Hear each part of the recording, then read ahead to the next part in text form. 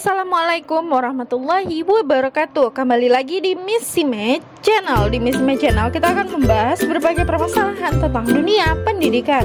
Nah, kali ini kita akan membahas soal OSN atau KSN IPS untuk tingkat SD tahun 2023 part 2 nih teman-teman. Nah, karena kemarin sudah kita bahas pembahasan soal OSN IPS SD untuk part 1, sekarang kita lanjut bahas part 2 ya. Nah, sebelum lanjut jangan lupa untuk klik tombol subscribe-nya terlebih dahulu ya, serta bunyikan lonceng notifikasinya agar tidak ketinggalan pada video-video berikutnya. Langsung saja kita bahas soal yang nomor 16. Soal Olimpiade Sains Nasional IPS SD tahun 2023. Soal yang nomor 16. Tempat di permukaan bumi, baik secara keseluruhan maupun hanya sebagian, yang digunakan oleh makhluk hidup untuk tinggal disebut A. Wilayah, B. Tempat, C. Lingkungan, D. Habitat, dan E. Ruang. Nah, kira-kira apa ya jawaban soal yang nomor 16? Sebelum kita bahas, silahkan teman-teman tentukan jawabannya di rumah terlebih dahulu ya. Nah, lanjut kita bahas soal yang nomor 16. Yang pertama yang akan kita bahas itu adalah pengertian wilayah. Wilayah adalah ruang yang merupakan kesatuan geografis beserta segenap unsur terkait yang batas dan sistemnya ditentukan berdasarkan aspek administratif atau fungsional. Berarti bukan wilayah ya. Nah, yang kedua adalah tempat. Pengertian tempat itu sesuatu yang dipakai untuk menaruh atau menyimpan sesuatu. Lanjut kita bahas lingkungan. Pengertian lingkungan adalah sebuah daerah atau kawasan dan seluruh bagian yang terdapat di dalamnya yang ada di sekitar manusia dan mempengaruhi perkembangan kehidupan manusia. Maka ini bukan termasuk dari pertanyaan ya teman-teman, berarti jawabannya itu salah untuk A, B, dan C. Nah, tinggal D dan E nih. Kita masuk ke pengertian habitat. Habitat itu adalah suatu makhluk hidup tinggal dan berkembang biak. Ini juga tidak termasuk. Nah, yang keempat, yang kelima, ruang. Ruang itu adalah tempat di permukaan bumi, baik secara keseluruhan maupun hanya sebagian yang digunakan oleh makhluk hidup untuk tinggal. Maka jawaban yang paling tepat untuk soal yang nomor 16 itu adalah E teman-teman, yaitu ruang. Nah, sampai sini apakah teman-teman paham dari penjelasan Miss? Kita lanjut ya, bahas soal yang nomor 17. Secara geologis, Indonesia terletak di zona pertemuan 3 lempeng besar dunia, yaitu A. Eurasia, Indo-Australia, dan Pasifik. B. Eurasia, Pasifik, dan Amerika. C. India, Eurasia, dan Hindia. D. Pasifik, Indo-Australia, dan Antartika. Dan E. Eurasia, Hindia, dan Pasifik. Nah, kita bahas nih soal yang nomor 17. Secara geologis, Indonesia itu terletak di zona pertemuan lempeng Eurasia, Indo-Australia, dan Pasifik nih teman-teman. Oleh karena itu, posisi ini menjadikan Indonesia menjadi rawan terhadap bencana gempa bumi dan gunung meletus. Teman-teman pernah merasakan di daerahnya terjadi gempa bumi atau gunung meletus tidak? Nah, itu ya penyebabnya karena Indonesia terletak di 3 lempeng besar dunia. Nah, jawaban yang paling tepat adalah A teman-teman. Kita lanjut bahas soal yang nomor 18. Banyak orang berasumsi bahwa Rafflesia arnoldi sama dengan bunga bangkai. Nah, manakah pernyataan berikut ini yang benar?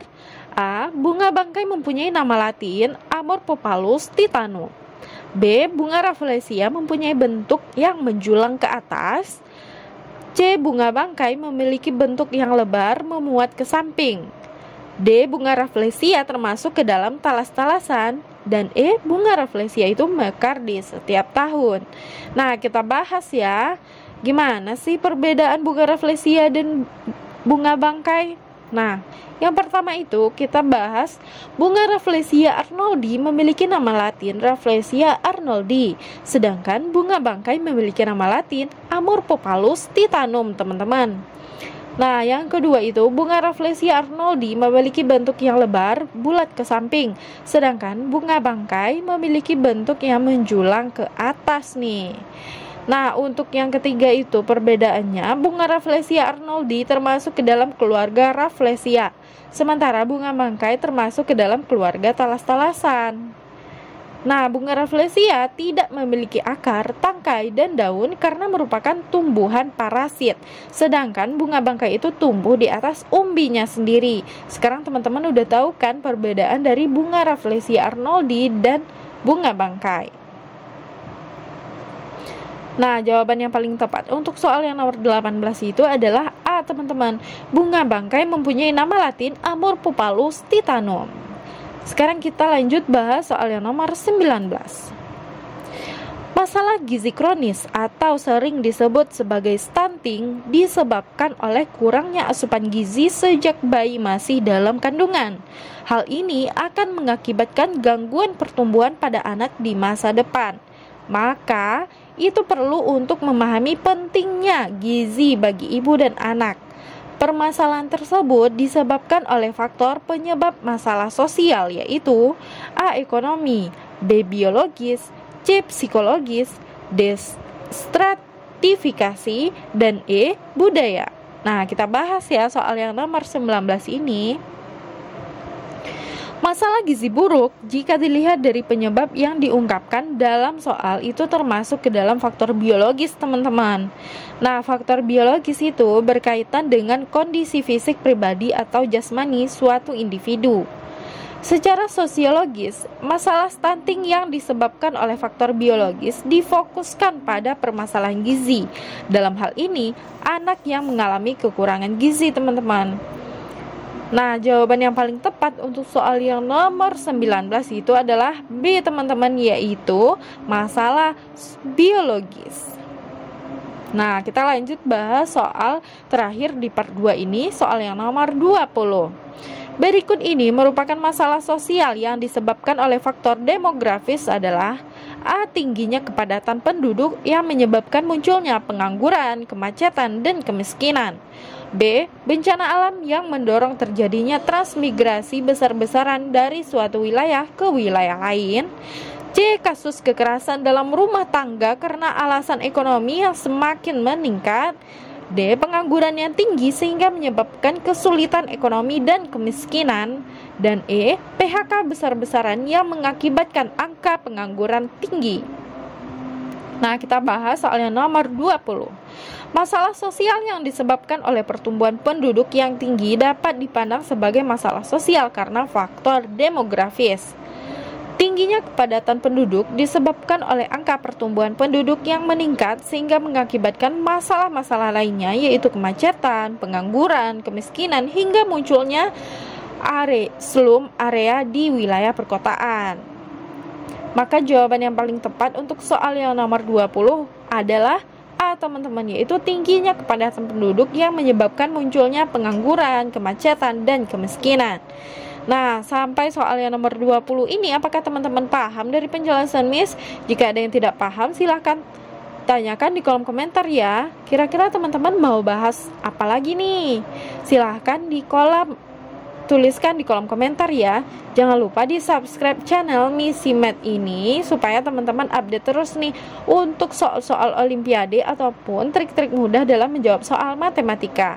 Jangan lupa buat di subscribe ya teman-teman. Dan terima kasih buat teman-teman udah menonton video ini dari awal sampai akhir. Jangan lupa tinggalkan jejaknya dengan menekan tanda like, sukai video ini, kemudian bagikan kepada teman-temannya yang membutuhkan, dan jangan lupa untuk dibunyikan lonceng notifikasinya serta ditekan tombol subscribe-nya sekarang juga, karena teman-teman akan update terus nih informasi terbaru dari Missy Math Channel. Terima kasih banyak buat teman-teman yang udah nonton dari awal sampai akhir. Miss akhiri dengan fusi kombinasi bitaqwallah. Assalamualaikum warahmatullahi wabarakatuh.